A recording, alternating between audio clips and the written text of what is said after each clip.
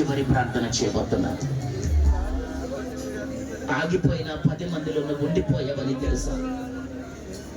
ఆగిపోయిన 10 మందిలో నువ్వు మాత్రం ఆ 10 మందిలో నువ్వు కూడా ఉన్నావని తెలుసా? నీ హృదయం కఠినమైపోయిందిరా.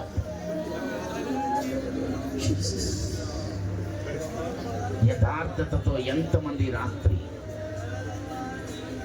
ప్రభు సన్నిధిలో సరి చేసుకుంటున్నారు, కన్నీళ్లతో క్షమించమని అడుగుతున్నారు. వాళ్ళ కొరకు నేను ప్రార్థన చేయబోతూ ఉండగా వెనకాల నిలబడిన వాళ్ళల్లో ఎవరైనా అయ్యా నేను బలహీనుడు, నన్ను క్షమించు, నా పాపం క్షమించు అనగలిగితే మీరు అక్కడే ఉండి మీ కుడి చేతి కెత్తచ్చు, మీకోసం కూడా ప్రార్థిస్తారు.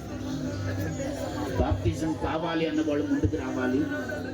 పాప క్షమాపణ నిమిత్తం బాప్టిజం కావాలన్న వాళ్ళు ముందుకు రావాలి.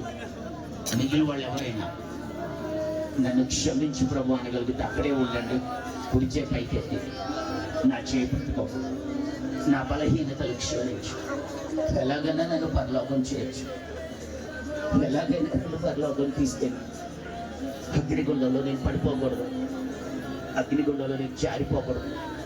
నా బలహీనత క్షమించు, జయ జీవితం నాకు, పరిశుద్ధ ఆత్మ నాకు ఇవ్వండి.